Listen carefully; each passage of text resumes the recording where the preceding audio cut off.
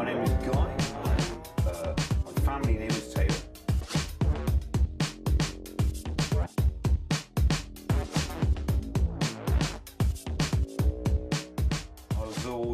I've always been on the wrong side of the law as a younger man. I've been in Borstal. I've done 8 years in prison. You're not sentenced to. And I was always on the wrong side of the law. I always knew there was some sort of thing going wrong. I'm an only child. My father was a scrap merchant, self-made man. He owns a lot of property around the town, and I went around in my own little merry way, doing my own little merry things, being quite happy. When my father died in 2005, then I inherited all his properties, which is about several £1 million worth, unencumbered. And obviously you think it's going to be the life of Riley, like winning the pools. Far from it. We then decided that we're going to challenge the system, because far from being rich by having assets, you're becoming poor.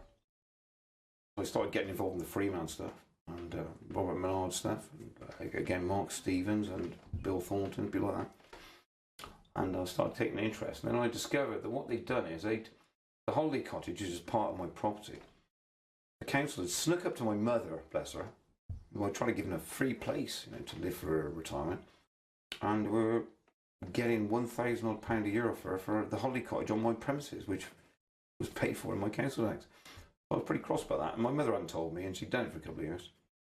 And I wasn't impressed with that, and so I started challenging it. And when I started challenging it, I started discovering that it's completely unlawful.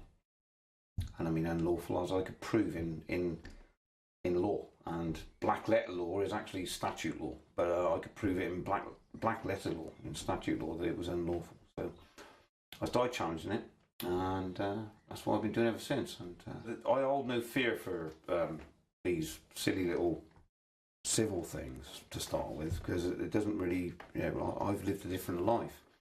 But now when I've got guys knocking my door and giving me statutory demands and stuff for thousands of pounds, which for? What for? I started getting pretty cross. And then when I started investigating, I started off on the old conspiracy theory things, 9/11 and all that, and I could see that what was happening was these things are true, but what can I do about it?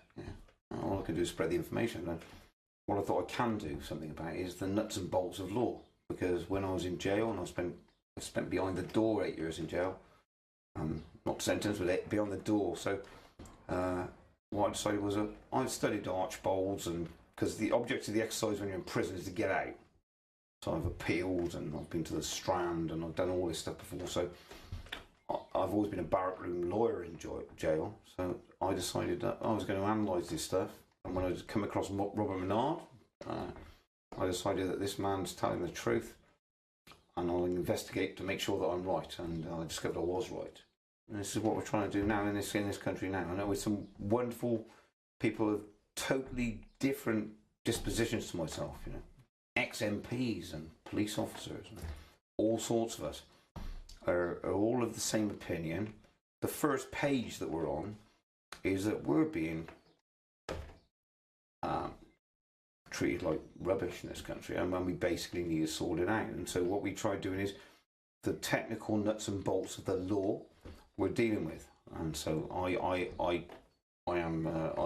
got knowledge in common law, and there are wonderful people who I deal with who are, say, the one particular man, John Hurst, who's an ex-police officer with 30 years experience in the Metropolitan Police, and he's a vacuum cleaner for information in statute law. And between us, I mean, God, 30 years ago we wouldn't have even sat in the same room, but we know that there's things going on, and we've become great friends, and between us there's wonderful people throughout this movement. We all know we're all being stitched, and it's not going to happen. We're not going to have it.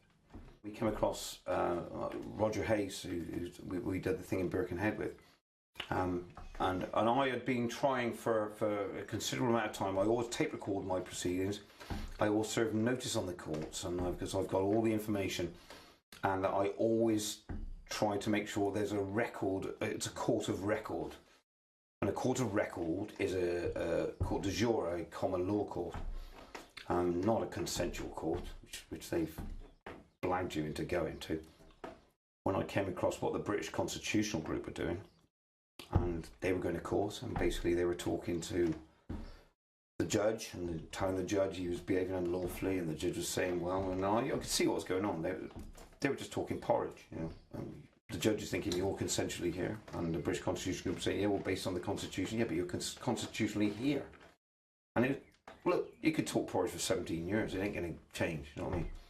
What you need to do is you need to establish jurisdiction in that court, and the jurisdiction is that if they're breaking the law, the judge, the court officials, then they get arrested. Then it becomes criminal law, and that's got the jurisdiction to kick the civil stuff into touch. And so I explained this to Roger, who in fact was probably the first guy who got me on the page for this, because his stuff that he dealt with before was the one that inspired me.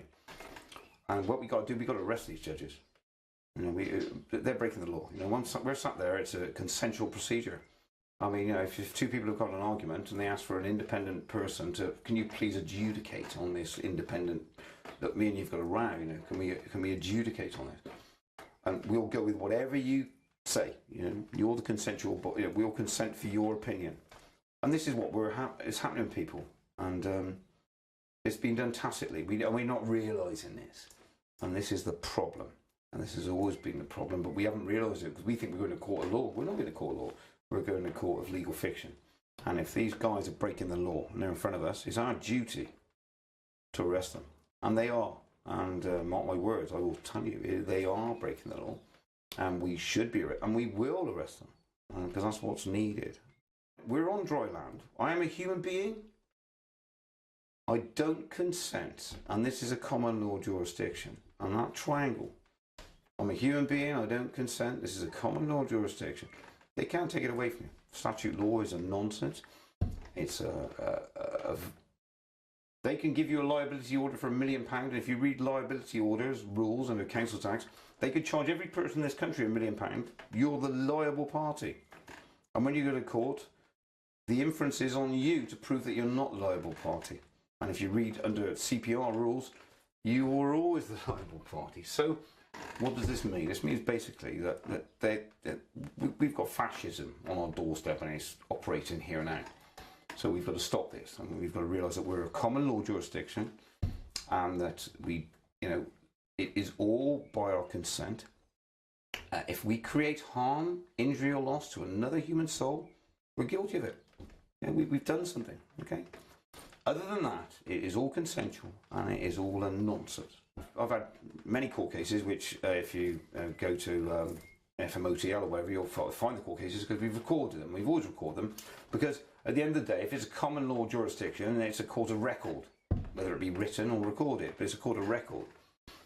The one thing they don't want to do in any of these courts is record the procedures, because they know how unlawful they are. Are you on your oath of office today, sir? And I always say that to them, every time. Well, I don't have to tell you. Well, no, you do have to tell me. Are you on your oath of office? Because what makes him a judge, and what makes me, and make you, is his oath of office. That's what makes him a judge. You know? And if he's not on his oath of office, then that means he's impersonating a public official and perverting the course of justice. But the problem for him is, if he is on his oath of office, or believes he is, then under the unlawful administration of an oath, Statutory Declarations 1835, Section 13, you arrest him, because it's not a common law offence that you're there for. You're for council tax or motoring or whatever. Listen, it doesn't matter if there's 100 of us in the court and there's a judge telling us that something's lawful. If we can prove that he's behaving unlawfully, the police should arrest him. Then they're not the jury. They're not the judge. They should arrest the people that they believe are breaking the law. And if it's the judge, then arrest the judge. Don't ever come and try to arrest us lot. Because what we're doing is completely within the boundaries of the law. You know? And so, you know, the man you should be arresting is the man that you're helping out of the courtroom. Well, police officers, wake up.